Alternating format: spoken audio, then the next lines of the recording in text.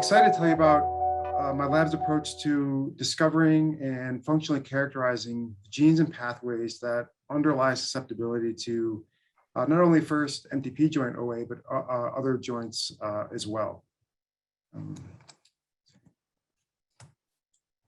Okay, so I think we all appreciate that OA is a serious disease defined by the abnormal remodeling of the joint.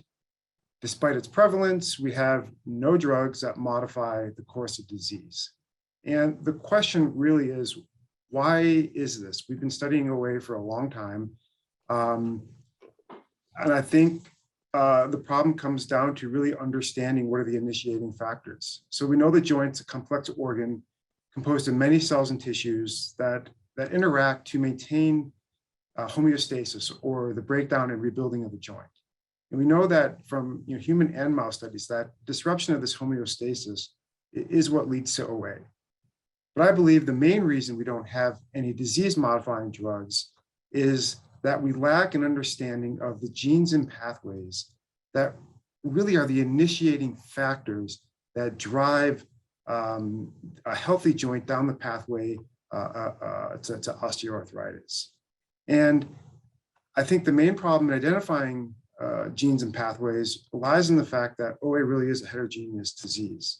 So I think everyone can appreciate that we know that the initiating factors that cause OA are often years to decades before symptomatic presentation of disease. And oftentimes it really goes, the disease is too severe at this point to really have any effect. And we also know that there are many risk factors for OA. And we know that these risk factors interact with each other to increase susceptibility to disease. And finally, the approach that's primarily been taken to identify loci and genes for OA has been genome-wide association studies.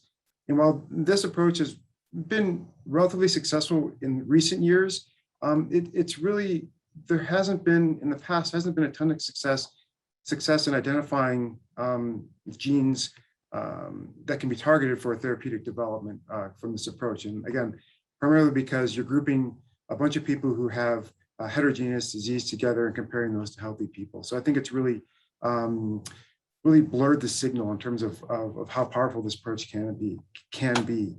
And so what I'm really excited to tell you about today is our approach to discover OA susceptibility genes. And it's an approach that hasn't been widely applied to OA, which is the study of families with severe or early onset non-syndromic forms of OA. And we have this unique resource at Utah that is really one of its only kind in the US and one of a few resources in the world that's called the Utah Population Database. And what this database does, it allows us to link medical records of individuals to these large multi-generation pedigrees. And we can then go in and recruit these individuals and do genomic analysis and find candidate genes. And the UPDB has been successfully used to identify many genes, including well-known genes like BRCA and APC. And what makes this approach so powerful that it reduces the heterogeneity of the disease. And unlike GWAS, these variants or mutations are rare. They're almost always in coding sequences, and they have a strong effect on the phenotype. And given that we know that 40 to 80% of OA is genetic, we really should be able to identify genes. And together, this means that when we identify candidate genes in families, we can immediately move to functional and animal studies. And so by analyzing the genomes and identifying the genes and pathways in many families, we can start to catalog what are these genes that contribute significant risk to developing OA.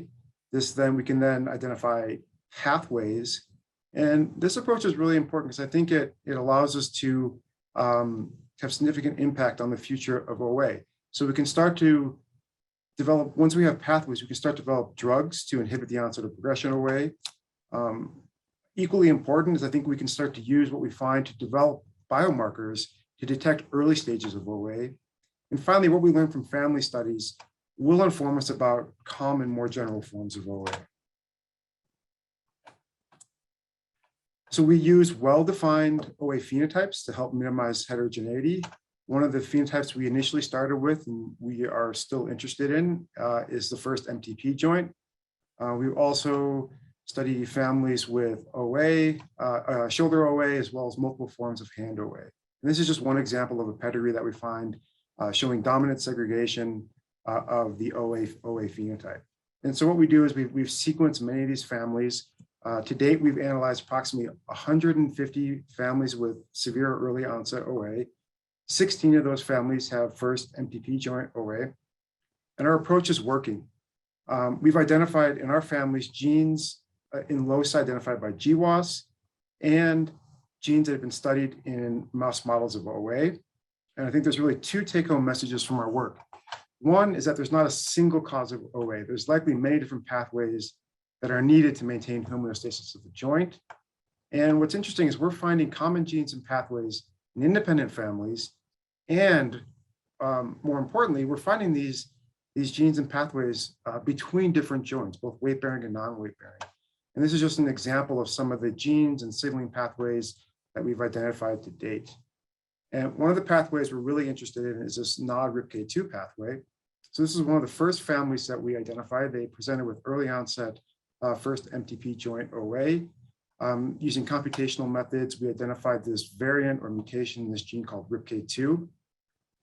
And what RIPK2 is, it's a central mediator of the innate and inflammatory response pathways. So there's upstream activators interact with RIPK2, then there's a series of modifications that ultimately lead to an inflammatory, pro-inflammatory response.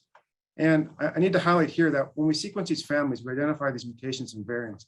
They're only predicted to affect gene function. So we really don't know what they do. We don't know if it overactivates the gene. We don't know if it inhibits the gene, these variants inhibit the gene. And this is important for developing animal models as well as therapeutics. So in the lab, we have a high throughput, quick func assay to functionally test the role of these candidate variants. We use the zebrafish. And this really allows us to do both loss and gain of functions to quickly say, does this candidate gene that we discovered in this family actually impact protein function? It doesn't tell us about the role of this gene in OA, but it at least tells us that this is a candidate gene that we can move forward with to develop more complex models in the mouse. And so we're really interested in this pathway because we think it's a major susceptibility factor for OA. So in our 150 families, we identified, including the original RIPK2 family, 6 additional families that carry variants in this NOD-RIPK2 signaling pathway, both in the upstream activators of the pathway, the NOD1, NOD2, RIPK2, as well as other downstream activators. So we think this is a very important pathway to study, and we're going to focus on this pathway in detail. And to do this, we want to study what the gene does in a genetically simple system, right? We don't want to use humans because we're complex organisms. We have a lot of differences between us, and we want to use the mouse as a model system for studying the role in OA. We like mice because they have joints that look, synovial joints that look just like ours. And in this case, what we wanted to do was introduce the specific RIPK2 mutation, human mutation, into the mouse genome. We did that using genome editing. So the only thing we really changed in this mouse was a single amino acid. And the first thing we did was isolate primary articular chondrocytes to see if introducing this mutation affected the basal physiology of chondrocytes. And sure enough, if we look at gene expression, on the right side here, these are genes that are upregulated in the mice carrying a disease allele compared to wild type. We see many genes that have a known role in OA pathogenesis, such as MMP13, COL10, TIM2, MP14. And so we believe that this single amino acid is altering the physiology of these mice. And the next thing we wanted to do was examine the role of this gene in development of osteoarthritis.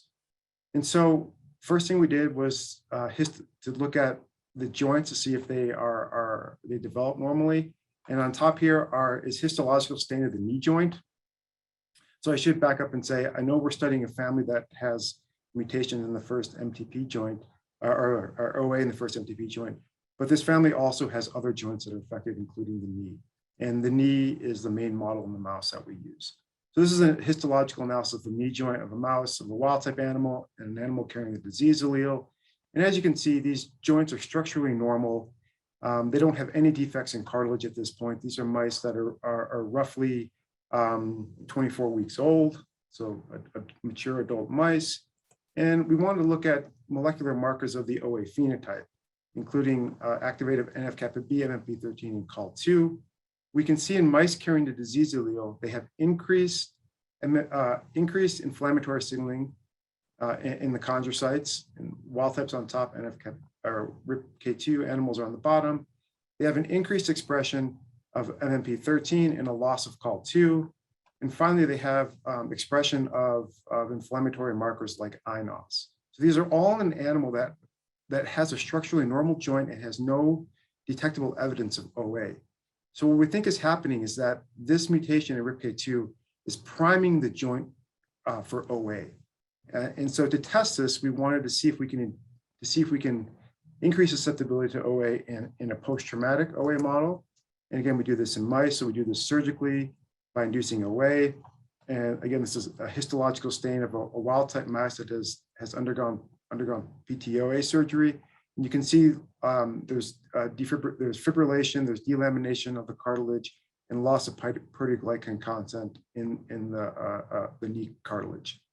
And this is in contrast to what happens when you do the same surgery in an animal carrying the disease allele. We see that the degree and extent of OA is more severe in this animal, and this can be quantified in several different ways. And then again, we looked at these same markers in these animals after surgery, and it's clear that they have an increased catabolic and inflammatory response following PTOA. Again, they have increased inflammatory signaling, dramatic increase of matrix remodeling proteins, as well as a loss of COL2, and a loss of anti-inflammatory or tissue resolving signals in the joint. We've also looked at gene expression in the entire joint, not just in chondrocytes, and we see on the right side an upregulation of genes involved in inflammation, and a downregulation of anabolic factors, well-known anabolic factors such as aggrecan, COMP, COL2, and lubricant, for example. And so this tells us that the presence of the disease allele increases susceptibility to post-traumatic OA locally. One of our hypotheses is that it was potential that this gene could just increase the systemic inflammation in the animal. But we believe that's not the case. This is one example where we've looked at an inflammatory cytokine. As you can see here and here, in these black dots show wild type and mutant animals have no increase in systemic cytokine expression, but following injury, we have a temporary but a transient upregulation of cytokines in the mutant animal relative to wild type, and this disappears. This resolves over time. So, in response to injury, we believe that there's this catabolic and inflammatory response, primarily localized to the joint itself. And so now that we have a mouse model of OA, we're starting to examine, trying to test both known and identify new inhibitors of this pathway to see if this is a potential therapeutic for OA. And we're starting to do these studies now. I think it's going to be really interesting, and I think it will be really a potential therapeutic candidate. So just to kind of sum up how we're thinking the RIPK2 allele works, we think that over time, for example, in the toe, you injure your joint and this results in inflammation. This is resolved and you never develop OA. If you carry this RIPK2 variant, we believe that there's an enhanced inflammatory response to some sort of stimulus, or whether that's injury, infection, aging, et cetera, and that this enhanced response leads to an early onset OA phenotype. And we haven't ruled out yet that this disease allele results in prolonged time to resolve this inflammatory response, or that there might be a chronic inflammatory state, especially with aging. So I think we're designing experiments to address those currently. And so just to sum up, I've told you about our unique approach to use families to identify osteoarthritis candidate genes. I told you how we then use functional assays in the fish and generate mouse models to understand the disease process. And together we can now build pathways that can be potentially used for therapeutic intervention. And this is just one of the pathways we're interested in. We have the labs working on several other different pathways as well. And I just want to thank the lab who, most people, these are the people who've done a lot of the work. A lot of this work couldn't have done without the really the generous support of Dr. Saltzman and Dr. Brodsky. And these are some of the collaborators who have worked specifically on this project here. So thanks for your attention.